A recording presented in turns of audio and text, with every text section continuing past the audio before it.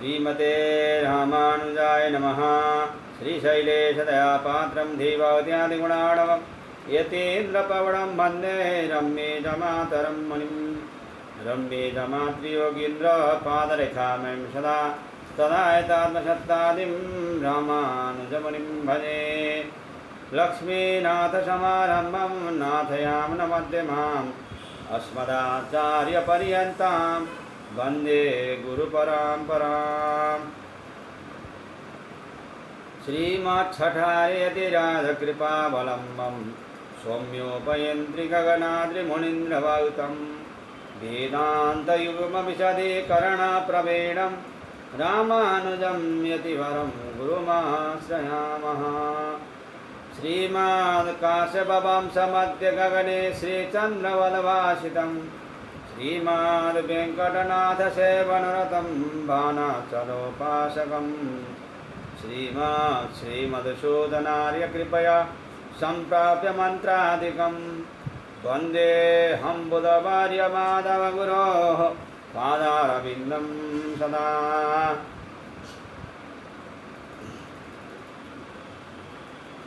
जय श्रीमन्नारायण। 108 उपनिषद मध्य हम लोगों ने कल नारद परिव्राजकोपनिषद का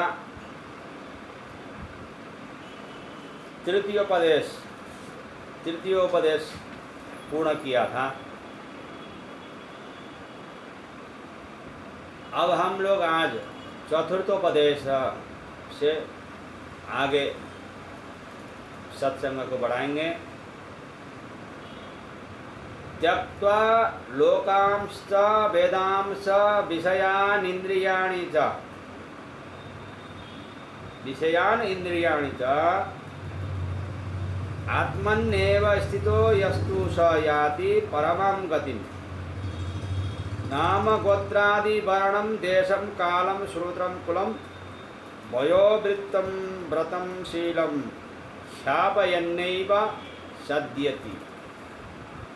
न संभाषेत् स्त्रियं काचित् पूर्वदृष्टां च न स्मरेत् कथां च वर्जयत्तासं न पश्यल्लिखितामपि। एतत् चतुष्टयं मोहात् स्त्रीणामाचरतो यतेः चित्तं विक्रयते वश्यं तद् विकारात् प्रणश्यति। लोकों को, वेदों को, विषयों को और इंद्रियों को छोड़कर जो पुरुष अपने आत्मा में ही स्थित रहता है वह परम गति को पाता है। यह संन्यास के विषय में कहा जा रहा है। श्रेष्ठ यति तो वह कहा गया है कि जो अपने नाम गोत्र आदि का वर्ण तथा देश काल श्रुति भूतकालीन घटनाएं अपनी उम्र और अपने शील आदि को कभी किसी के समक्ष प्रकट नहीं करता। यति करता है तो यह योगी किसी भी स्त्री के साथ बातचीत नहीं करता अथवा पहले देखी गई स्त्री का स्मरण भी नहीं करता। स्त्रियों की कथाओं को वह छोड़ ही देता है और वह किसी स्त्री के चित्र को भी नहीं देखता, नहीं छूता। इन स्त्री विषयक 4 बातों का मोहवश होकर आचरण करता हुआ यदि अपने चित्त में अवश्य ही विकार प्राप्त करता है और ऐसे विकारों से वह यदि पतित होता है, नष्ट हो जाता है।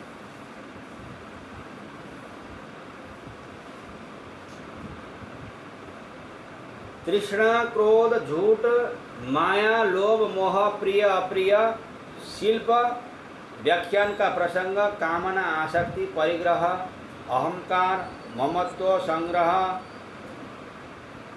चिकित्सा कर्म, धर्म के लिए साहसिक कार्य, प्रायश्चित, प्रवास, मंत्रोषधि परता, आशीर्वाद आदि, ये सब यदि के लिए निषिद्ध है। आशीर्वाद भी नहीं दे सकता यदि। मंगलाशासन कर सकता है। इन प्रतिसिद्ध कार्यों को करता हुआ योगी अधपाती हो जाता है। अगर एक करता है वेद निहित कर्म करने पर वो पतित हो जाता है। आओ आओ बैठो बैठो इत्यादि स्वागत वचनों की उसे मित्रों के लिए कहने की भी जरूरत नहीं है। उस मोक्षपरायण मुनि को दान देना नहीं चाहिए, दान लेना नहीं चाहिए, दान दिलाना भी नहीं चाहिए और उसके लिए किसी को प्रेरित नहीं करना चाहिए। उस भिक्षु को स्वप्न में भी ऐसा नहीं करना चाहिए।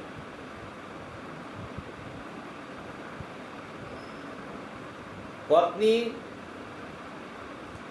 भाई, पुत्र आदि बंधुओं के शुभ अशुभ समाचारों को सुनकर या देखकर भी जो विचलित नहीं होता, जिसने शोक और हर्ष को छोड़ दिया है, इसके अतिरिक्त अहिंसा, सत्य, आस्तेय, ब्रह्मचार्य, अपरिग्रह, उद्दंडता के भाव से रहित और साथ साथ अपनी दीनता को प्रकट न करना, प्रसन्न रहना, स्थिरता, सरलता, अनासक्ति, गुरु की सेवा, श्रद्धा, शांति, दम, सम, औदासीन्य, धैर्य, माधुर्य, सहनशीलता, करुणा, लज्जा, ज्ञान, विज्ञान, परायणता, मिताहार और धैर्य धारण करना, ये सब मनोजयी यतियों का स्वधर्म कहलाता है। उसको कभी पूर्व आश्रमों के रिश्तेदारों के साथ में मित्रता नहीं निभाना चाहिए, वार्तालाप नहीं करना चाहिए। वह यदि द्वंद्व रहित सर्वदा सत्य में अवस्थित, सर्वत्र समान दृष्टि वाला, तुरीय अवस्था में स्थित परमहंस साक्षात नारायण स्वरूप ही होता है। यतिर साक्षात नारायण। वह गांव में 1 रात रहता है, नगर में 5 रात रहता है। जब वर्षा न हो तब के लिए वह पूर्वोक्त नियम है, परंतु यदि वर्षा ऋतु हो तो 4 महीनों तक एक स्थान में वह रह सकता है, चतुर्मास्य व्रत करके। ऐसे यति को किसी गांव में 2 रात तक नहीं रहना चाहिए। यदि रहे तो वह पतित हो जाएगा, गांव में नहीं रहना चाहिए, क्योंकि ऐसा करने से ग्रामादि के राग द्वेषादि उसमें चिपक ही जाएंगे। उसे गांव के अंतभाग में निर्जन प्रदेश में संयमशील रहकर तथा अनिकेतन ही रहकर, जैसे धरती पर कीड़ा घूमता रहता है उसी तरह भ्रमण करते हुए ही रहना चाहिए। केवल वर्षा ऋतु में ही एक ही स्थान में रहना चाहिए, चातुर्मास्य व्रत करके। वह एक ही वस्त्र धारण करता है अथवा वस्त्र रहित होकर रहता है, उसकी दृष्टि स्थिर होती है, वह लोलुप नहीं होता। सत्पुरुषों के मार्ग को दूषित न करते हुए वह ध्यान युक्त होकर ही इस धरती के ऊपर भ्रमण करता है। भिक्षु अपने धर्म का पालन करते हुए ही पवित्र देश में हमेशा घूमता रहता है और इस धरती तल को ही वह योगी देखा करता है।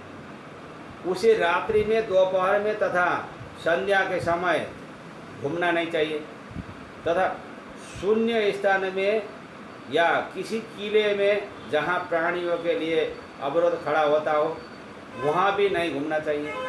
उसे गांव में 1 दिन तक, कस्बे में 3 दिनों तक, पूर्व में 2 दिनों तक और नगर में 5 रात तक रहना चाहिए और वर्षा ऋतु में एक स्थान में रहना चाहिए, पर वह स्थान ऐसा हो कि जहाँ पवित्र जल प्रवाहमान, वैसा स्थान में रहना चाहिए 4 महीने। सभी प्राणियों को अपनी ही आत्मा की तरह जानकर वह भिक्षु भूमि पर विचरण करता रहता है। वह अंधे की तरह, मूर्ख की तरह अथवा बहरे और पागल की तरह बर्ताव करता है। यूँ तो बहुदक या वन में रहने वाले सन्यासियों के लिए 3 बार का त्रिकाल का स्नान विहित है, लेकिन हंस योगी के लिए सिर्फ 1 बार का स्नान और परमहंस के लिए तो एक बार का भी स्नान विहित नहीं है। अब एक दंडी सन्यासी के लिए ये 7 नियम है। ये हो गया त्रिदंडी के लिए। अब एक दंडी के लिए, ब्रह्मदंड लेने वाले के लिए 7 नियम। मौन, योगासन, योग, तितिक्षा, एकांतशीलता, निष्प्रियता और समत्व। किंतु परमहंसावस्था को प्राप्त हुए योगी के लिए तो स्नान आदि का कोई विधान नहीं है, क्योंकि उसने तो अशेष चित्त वृत्तियों का त्याग ही कर दिया होता है। वह केवल उस त्याग का ही आचरण करता है सन्यासी।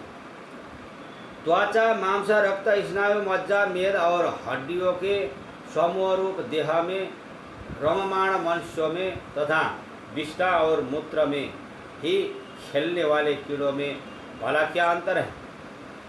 अर्थात कुछ नहीं। कहाँ वास्तव में श्लेष्म आदि दूषित पदार्थों का ढेर जैसा यह शरीर, और कहाँ इस शरीर की शोभा और रमणीयता आदि कहे गए गुण।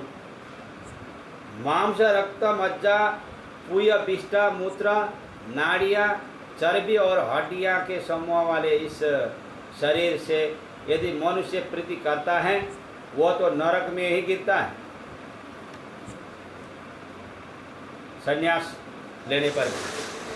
सड़ी हुई नाड़ी के घाव और स्त्री के अवाच्याङ्ग योनि में कुछ भी भेद न होते हुए भी मन के ही भेद से मनुष्य वंचित होता आया है।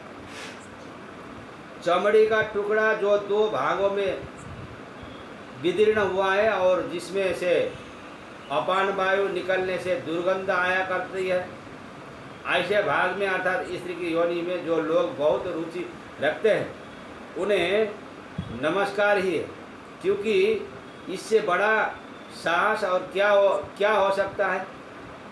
लेकिन जो ज्ञानी है उसके लिए तो कोई भी कार्य अवशिष्ट नहीं है और न ही उसे अपनी पहचान बनाने के लिए किसी विशेष चिन्ह धारण करने की कोई आवश्यकता ही है। वह तो ममत्व रहित, निर्भय, शांत, निर्द्वंद्व, जाति वर्ण की भावना से रहित। जाति तो को भी जो जाति में ही उलझे रहते हैं, ये भी बहुत बड़ा बीमारी है। भगवान का हो जाने पर उसका कोई जाति नहीं रखा, वो दासानुदास है। रहित तथा वर्ण की अपेक्षा न रखते हुए कहीं भी भोजन करने वाला होता है। वह ध्यान तत्पर मुनि या तो एकाध वस्त्र को धारण किए हुए होता है या नग्न ही रहता है। इस प्रकार से ज्ञान परायण योगी ब्रह्म भाव की प्राप्ति के लिए शक्तिशाली होता है। इसके शरीर पर सन्यासी के चिन्ह विशेष होते भी उसमें ज्ञान ही उसके यतित्व का माध्यम होता है। लोगों को मोक्ष के लिए विविध प्रकार के चिन्हों को धारण करना बिल्कुल निरर्थक ही है। जिसके विषय में यह संत है या असंत है, या शास्त्रज्ञ है या शास्त्रज्ञ नहीं है, इसके कार्य अच्छे हैं या बुरे हैं, इन बातों को जो नहीं जानता वही सही रूप में ब्राह्मण है। उसी में उलझे रहता है तो वो ब्राह्मण नहीं कहलाता है। इसीलिए किसी चिन्ह को धारण न करने वाला, धर्म को ही जानने वाला, वह व्यापक ब्रह्म सत्ता के व्रत का ध्यान का पालन करता है। इस प्रकार इस रहस्यमय विद्या की उपासना करते हुए वह अज्ञातवास में ही अपना जीवन बिताए। सभी प्राणियों के लिए संदेह का विषय बना हुआ और वर्ण एवं आश्रमों से रहित बना हुआ वह अंधे की तरह या जड़ की भांति अथवा गूंगे की तरह पृथ्वी पर विचरण करता है। उस शांत मन वाले को देखकर देवलोग भी उसका साहचर्य चाहते रहते हैं। लिंग चिन्ह के अभाव में भी कैवल्य की प्राप्ति होती है, ऐसा अनुशासन उपदेश है। बाद में नारद जी ने ब्रह्मा जी से पुनः पूछा फिर से, हे भगवान, संन्यास की क्रम संन्यास की विधि क्या है, वह कृपा कर हमें बताइए। पितामह ने अच्छा ठीक है ऐसा कहकर अपनी स्वीकृति प्रदान की और बोले, आतुर संन्यास हो या कर्म संन्यास हो, दो में पहले तो चतुर्थ आश्रम स्वीकार के लिए आवश्यक कृच्छ्र और प्रायश्चित पूर्वक 8 प्रकार के श्राद्ध करने चाहिए। ये अष्ट श्राद्ध हैं। 8 श्राद्ध क्या क्या हैं संन्यास लेने से पहले? देव श्राद्ध, ऋषि श्राद्ध, दिव्य श्राद्ध, मनुष्य श्राद्ध, भूत श्राद्ध, पितृ श्राद्ध, मातृ श्राद्ध, आत्म श्राद्ध। आत्म श्राद्ध माने अपने आप का श्राद्ध। सबसे पहले सत्य और वसुदेवों का आह्वान करना चाहिए। इसके बाद देव श्राद्ध में ब्रह्मा, विष्णु और महेश का आह्वान करना चाहिए। दूसरे ऋषि श्राद्ध में देवर्षि, राजर्षि तथा मानवर्षियों का आह्वान करना चाहिए। तीसरे दिव्य श्राद्ध में 8 वसुओं, 11 रुद्रों तथा 12 आदित्यों का आह्वान करना चाहिए। चौथे मनुष्य श्राद्ध में सनक, सनंदन, सनत कुमार और सनत सुजात का आह्वान करना चाहिए। 5वें भूत श्राद्ध में भी पृथ्वी, आकाश आदि 5 महाभूतों का आह्वान करना चाहिए। नेत्र आदि सभी इंद्रियों के साथ 4 प्रकार के प्राणी समुदाय, जरायुध, अंडज, स्वदेज, उद्भिज का भी आह्वान करना चाहिए। 6ठे पितृश्राद्ध है। पितृश्राद्ध में पिता, पितामह और प्रपितामह का आह्वान करना चाहिए तथा 7वें मातृश्राद्ध में माता, मातामही और प्रपितामही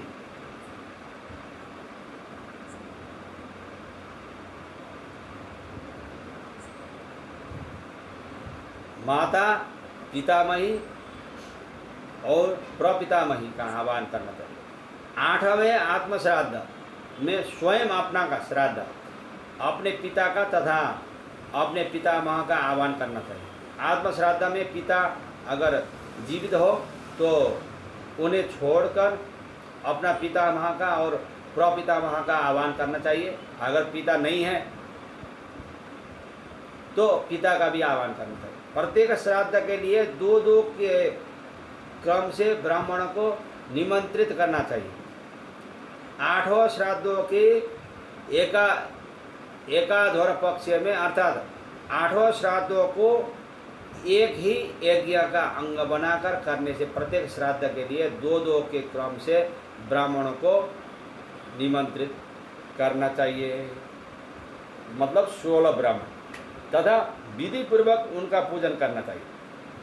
और यदि अष्टाध्वर का प्रसंग हो अर्थात 8 श्राद्ध अलग अलग यज्ञ रूप में संपन्न किए जाने का प्रसंग हो, तब इस प्रकार की परिस्थिति में अपनी शाखा में आए हुए मंत्रों द्वारा इन 8 प्रकार के श्राद्धों को 8 दिन में या फिर 1 दिन में ही पूर्ण करना चाहिए। श्राद्ध कल्प में कहे गए नियम अनुसार ब्राह्मणों के पूजन संस्कार से लेकर भोजन आदि सभी कर्तव्य पूर्ण करके पिंडदान करना चाहिए। इसके बाद दक्षिणा, तांबूल आदि से संतुष्ट कर उन्हें विदा करके अन्य शेष कार्य की सिद्धि के लिए 7 या 8 बालों को छोड़कर शेष बालों को मुड़वा लेना चाहिए। साथ ही साथ दाढ़ी मूछ भी कटवा देनी चाहिए। पंच के सब तदनंतर कांख और उपस्थ के बालों को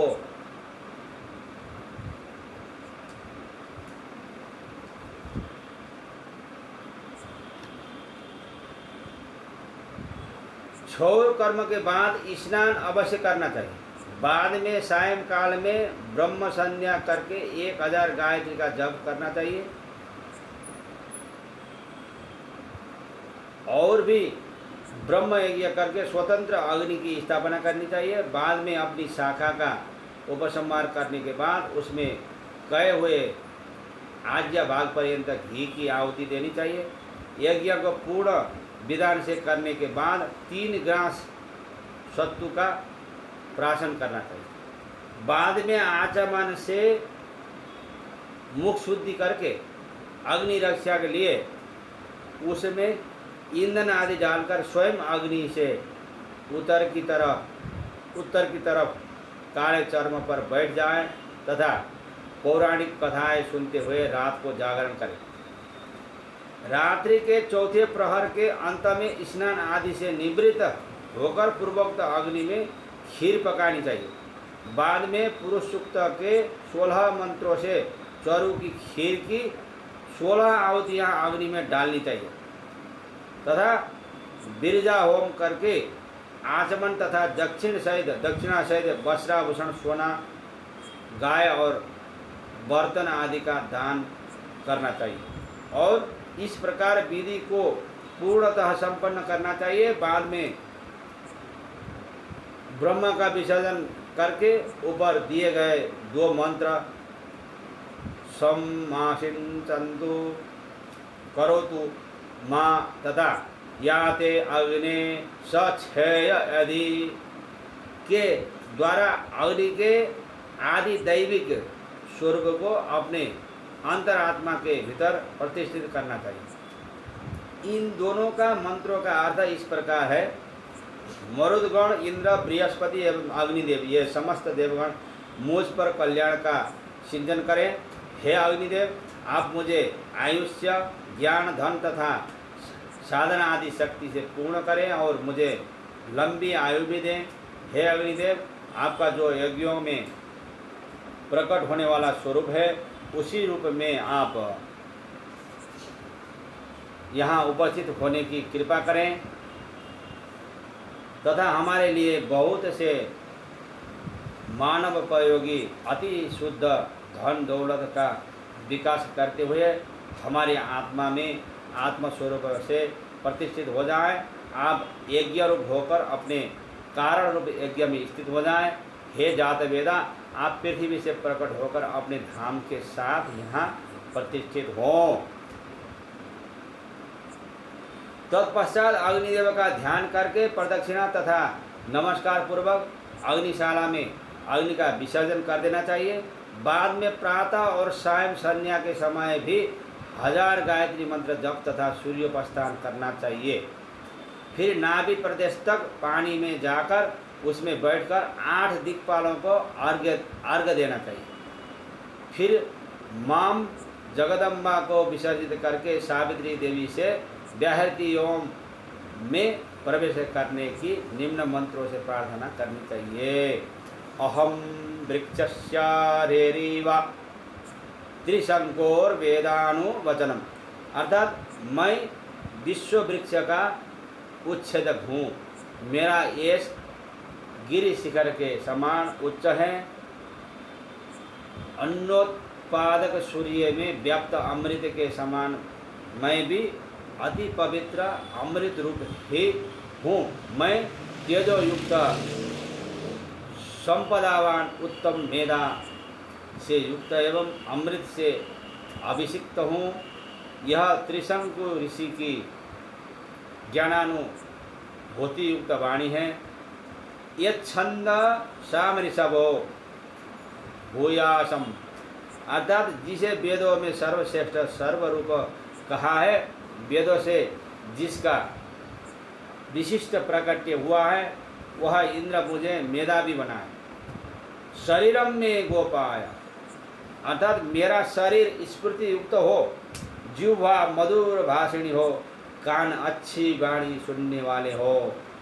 आप मेधावी ब्रह्मा जैसे है। मेरे द्वारा सुनी हुई ये वाणियाँ विस्मृत न हो।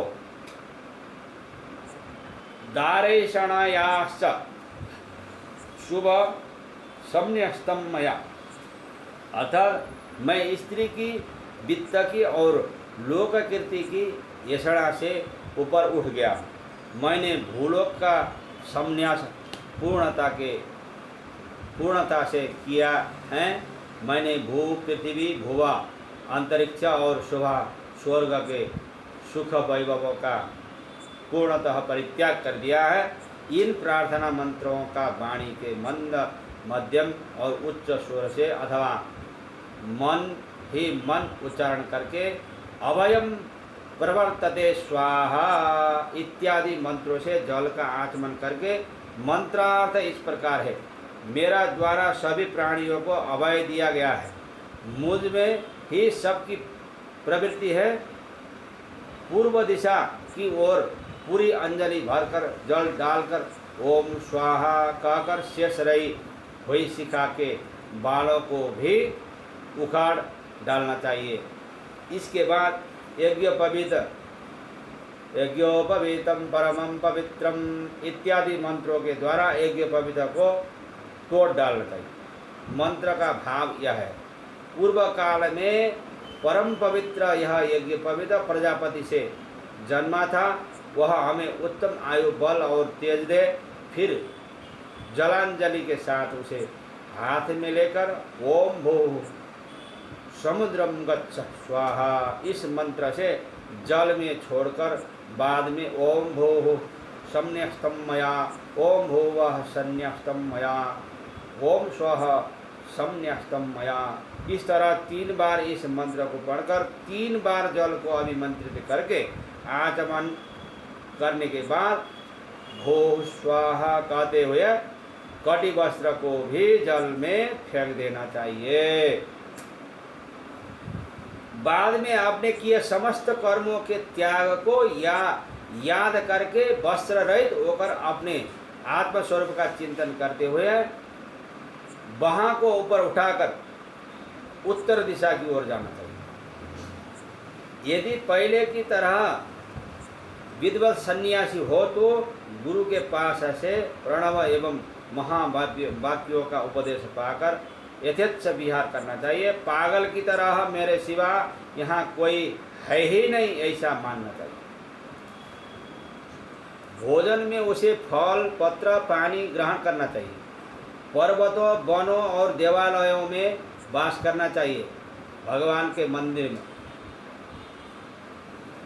संन्यास लेकर वस्त्र विहीन होकर सर्वत्र घूमते हुए उसको हमेशा ही आनंद की स्वानुभूति से भरे हुए हृदय वाला होना चाहिए।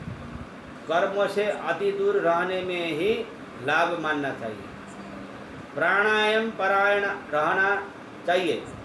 फल फूलों से रस, छिलके, पत्ते, मूल, जड़ और पानी से ही जीवन बिताते हुए उस मोक्षार्थी को तारक मंत्र का जाप करते हुए ही पर्वत की गुफाओं में देह को त्याग देना चाहिए। इस प्रकार से नारद परिव्राजको उपनिषद का चतुर्थोपदेश भी पूर्ण हुआ। आज के लिए इतना ही। फिर हम लोग कल ये निरंतरता देंगे। ये बहुत लंबा उपनिषद है, नारद परिव्राजक उपनिषद। तो यहाँ पर यहीं आज का सत्संग पूरा हो जाता है। जय श्रीमन नारायण। अस्मद गुरु जय जय, परम गुरु जय जय, श्री सर्व गुरु रामानुज जय जय, रामानुज जय जय, यतिपति जय जय, श्रीधरणीधर फणिपति जय जय, षठरिपु जय जय, कारिसेनु जय जय, श्री विश्वसेन मुनि सेनापति गणपति जय जय। राधे कृष्णा कृष्ण कृष्ण राधे राधे, राधे श्याम श्याम श्याम राधे राधे। राधे कृष्णा कृष्ण कृष्ण राधे राधे, राधे श्याम श्याम श्याम राधे राधे। जय श्रीमन्नारायण।